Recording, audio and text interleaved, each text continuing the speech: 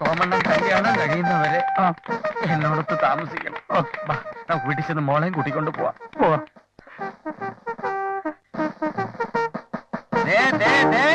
പെൺകുട്ടികളുടെ ഇഷ്ടമില്ലാതെ കല്യാണം നടത്തിയാൽ അതിന്റെ ഭവിഷ്യത്ത് അനുഭവിക്കും. എടാ പുല്ലേ, നിന്നെ അന്വേഷിച്ച് നടക്കുകയായിരുന്നു.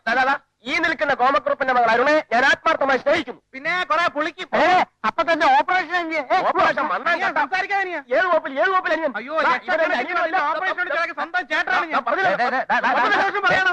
ഒരുത്തൻ കയറി വർത്താനം പറയുന്നതിനിടയ്ക്ക് ഇവരുടെ ചേട്ടനുമല്ല ഞാനുമല്ല ചേട്ടന്റെ പുറത്തേക്ക് അല്ലെന്ന് പറഞ്ഞു അവനെ അടിക്കണ്ടേ?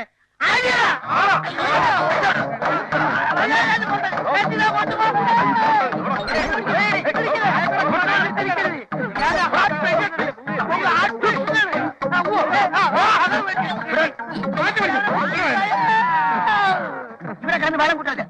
വല്ലതും പറയാനുള്ള വീട്ടിൽ ഞാൻ പറഞ്ഞു. ക്ലബിന് മുന്നിൽ ഇത്രയും വൃത്തിയാൻ അനുവദിക്കില്ല. ചെയ്യാനും പറയാനുള്ള വീട്ടിന്റെ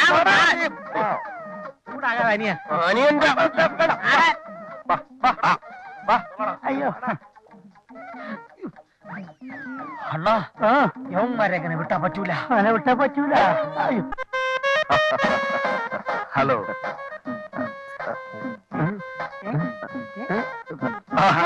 ഹലോ, ഹൗ ആർ യു?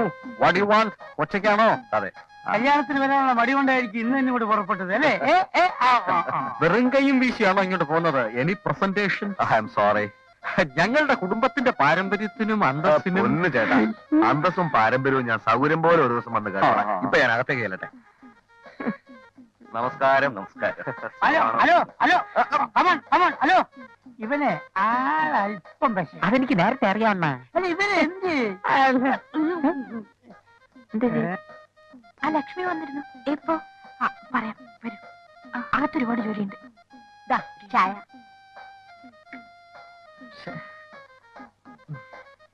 ചായ. കൃഷ്ണ, നീ കുടിച്ചോ? അണ്ണം കൂടി ഞാൻ ഇപ്പൊ കൊണ്ടുവരാം. ഇങ്ങോട്ട് നോക്ക്, നീ എന്നെ അതിഥിയാക്കണം. കോമണ്ണൻ അങ്ങനെ വിചാരിക്കരുത്. എന്റെ കൈ കൊണ്ട് ഞാൻ എത്ര നാളായി കോമണ്ണൻ ഒരു ചായ ഇടണമെന്ന് വിചാരിക്കാൻ തുടങ്ങിയിട്ട്. കുടിയണ്ണ കുടി. കൃഷ്ണ കൃഷ്ണ കൃഷ്ണ, മനുഷ്യന്റെ ഓരോ അവസ്ഥകളെ. എടാ, നിന്റെ പേരിൽ ഓരോരോ കേസ് കൊടുക്കുമ്പോഴും എന്റെ മനസ്സ് നീറുന്നുണ്ടായിരുന്നതാ. അണ്ണന്റെ നീറുമെന്ന് എനിക്കറിയാം. കലികാലമായതുകൊണ്ട് തോന്നിയതാണ് അണ്ണ. അണ്ണ, എന്റെ കഷ്ടകാലം എല്ലാം മാറി. അല്ലെങ്കിൽ എന്റെ മോളെ ഇങ്ങനൊരു ചെറുക്കൻ കെട്ടുവോ? അല്ല കൃഷ്ണ, അവൻ ഈ അമേരിക്കൻ എന്താ ജോലി? അയ്യോ, അവിടത്തെ എല്ലാത്തരം ബിസിനസ്സുകളും അരച്ചിലക്കി കുടിച്ചവനല്ലേ അവൻ. എന്ത് കലക്കി കുടിച്ചിരുന്നാ? കണ്ടിട്ടൊരു മിടുക്കനാണെന്ന് തോന്നുന്നു. അത് അണ്ണൻ അമേരിക്കയെ പറ്റി അറിഞ്ഞിടാത്തോണ്ടാണ്. അവൻ നമ്മളെ പോലെ മിടുക്കനാണെന്ന് വീമ്പടിച്ചോണ്ട് നടക്കണവനല്ല. ഒരു കാര്യം ഞാൻ ചോദിച്ചോട്ടെ, അണ്ണന്റെ മോളെ കെട്ടാൻ പോണവൻ സത്യത്തിൽ വക്കീല് തന്നെ. നിനക്കെന്താ ഡൗട്ട്? അവന്റെ ഒരു വകുപ്പും നിയമങ്ങളും കേൾക്കുമ്പോ ഞാൻ തന്നെ ധരിച്ചിരുന്നു പോവാ. അതുകൊണ്ടായിരിക്കും ഒരു കേസ് ഇതുവരെ ജയിക്കാത്ത. നിന്റെ ആ ചൊക്കില് അമേരിക്കക്കാരനെ പോലെയല്ലവൻ. എടാ, അവനെ കണ്ട അവന്റെ മുഖം തന്നെ അവിടെ എന്തൊരു ഐശ്വര്യ. ഒരു കള്ള ലക്ഷണം. അവന് തന്തേണ്ടല്ലേ ഒന്നും. അവന് തന്തേണ്ടാളില്ലെങ്കിൽ നിനക്കെന്താ നഷ്ടം? നീ നിന്റെ കാര്യം നോക്കിയാൽ മതി. താനും തന്റെ കാര്യം നോക്കിയാൽ മതി. ഞാൻ എന്റെ കാര്യം തന്നെ നോക്കുന്നത്. നിന്റെ കാര്യം നോക്കാൻ വന്നു. ഞാൻ എന്ത് ചെയ്തു? ഞാൻ കാര്യമല്ലേ നോക്കിയത്? അത് നിന്റെ കാര്യം നീ നോക്കിയാൽ മതി. പിന്നെന്തോന്ന്? ഓടെ നക്കി, ഓടെ നാറി, എന്റെ കപ്പ്, എന്റെ കപ്പ് നിന്നെ കൊല്ലും. മൂഷിയസ്ത്രീ വീണ്ടും മൂഷിയസ്ത്രീ തന്നെ. നിങ്ങൾക്ക് രണ്ടുപേർക്കും മിസ്റ്റർ കുറോപ്സ് വല്ല വിവരമുണ്ടോ? ആവശ്യമില്ല, രണ്ടുപേരും സംസാരിക്കരുത്. ഒന്ന് അടങ്ങിയതാ, പിന്നെയും തുടങ്ങിയ പഴയ തറ സ്വഭാവം.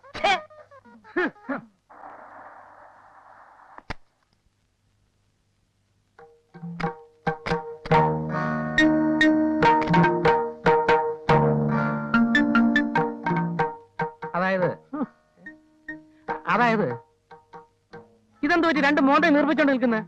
ഇവര് പിന്നെയും തുടങ്ങിയ പഴയ സ്വഭാവം. ഒരു കാര്യം ഞാൻ പറഞ്ഞേക്കാം, ആവശ്യത്തിന് കൊനിഷ്ഠ ഇപ്പോഴേ ഉണ്ട്. അതിന്റെ മേലെ നിങ്ങളും തുടങ്ങിയാൽ സംഗതി ആകെ കൊളാവും. ഒന്നും പേടിക്കണ്ട, പപ്പൻ കുരുക്കളി ഇപ്പൊ വരും. എന്തിന്? IPC 203 വകുപ്പിൽ ഒരു ഖണ്ഡികയുണ്ട്, വേണ്ടി വന്നാൽ സുരക്ഷയ്ക്ക് അംഗരക്ഷകരെ നിർത്താമെന്ന്. ഒന്നല്ല, രണ്ട് പാമ്പുകളെയാണ് നമ്മൾ നോവിച്ചു വിട്ടിരിക്കുന്നത്. ആ കാവാലികന്മാരെ എനിക്ക് വിശ്വാസമില്ല. എനിക്ക് ബലമായ സംശയമുണ്ട്. ഇതിന്റെ പിന്നിൽ എന്തോ ഗൂഢാലോചനയുണ്ട്.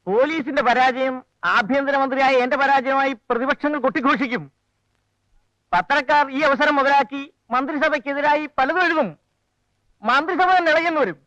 അതുകൊണ്ട് പോലീസിന്റെ സർവ്വശക്തി ഉപയോഗിച്ച് ആ കശ്മലന്മാരെ ഉടനെ ഒതുക്കി അകത്താക്കണം. അവിടെ അത്യാവശ്യത്തിന് പോലീസ് ഇല്ലെങ്കിൽ അടുത്തുള്ള സ്റ്റേഷനിൽ നിന്ന് പോലീസുകാരെ വിളിക്കുക. ഇത് മന്ത്രിസഭയെ വരെ ബാധിക്കുന്ന പ്രശ്നമാണ്. Yes sir.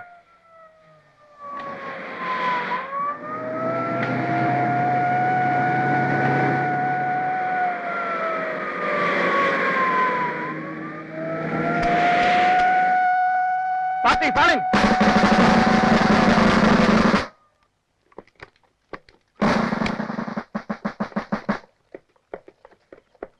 അപ്പോ നേരത്തെ കിട്ടിയ പോരായിരിക്കും അല്ലെ? Party position. ജീവനിൽ കൊതിയുണ്ടെങ്കിൽ നിങ്ങൾ വേഗം കീഴടങ്ങുന്നതാണ് നല്ലത്. ഓമണ്ണ എന്താ ചെയ്യാ? യവന്മാരി മൈക്കും തോക്കും ഒക്കെ എവിടെ നിന്ന് ഒപ്പിച്ച്? അത് തന്നെ. വേണ്ട ഗുരുക്കളെ. പറയണം സാർ. അവസാനമായി പറയുകയാണ്, മര്യാദയ്ക്ക് കീഴടങ്ങണം. നാണവും മാനവും ഇല്ലാത്ത ഇവന്മാരെ കൂടെ ചേർന്ന് പറഞ്ഞ ജീവിതം പാഴാക്കണ്ട. ഇനിയും അധികം നേരം പറഞ്ഞ് ചലിച്ചാൽ നിന്നെയൊക്കെ അടിച്ചു കൊന്ന് ഉച്ചത്തിൽ കെട്ടി തൂക്കും. ശരി, എന്നാൽ ഒരുങ്ങിക്കോ. ഇനി എന്താന്ന് ഒരുങ്ങാൻ?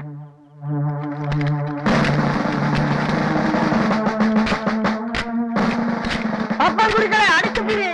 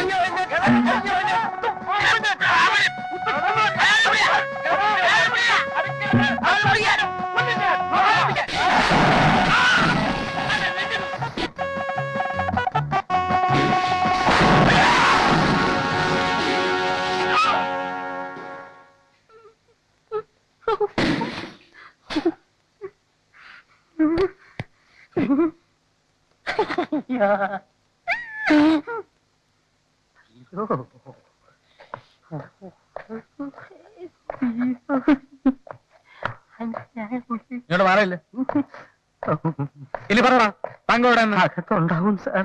ഏകത്ത് അകത്ത് നോക്കില്ലേ? നോക്കി സാർ, തങ്കമില്ല. ആ എന്തിനാണ് സാർ തങ്കത്തിനെ അന്വേഷിക്കുന്നത്? കള്ളക്കടത്ത് സാധനങ്ങൾ അന്വേഷിക്കുന്നത് എന്തിരുന്നോ? അയ്യോ, കള്ളക്കടത്തല്ല, 4 പേര് അറിയെ കൊണ്ടുവന്നാണ്. മര്യാദയ്ക്ക് പറയാം.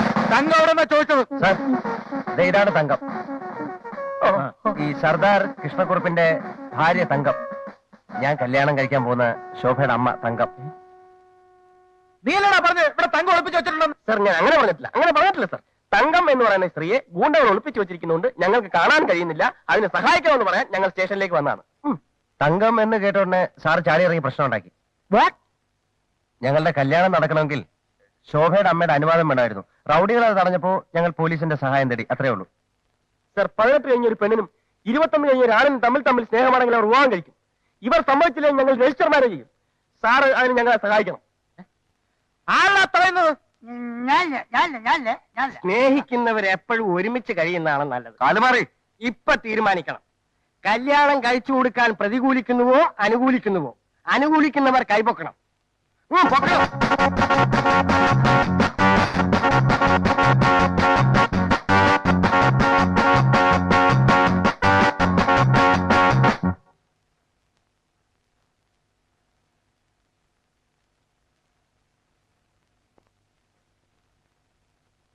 നമ്മളായിട്ട് എന്തിനു പൊക്കാതിരിക്കണം?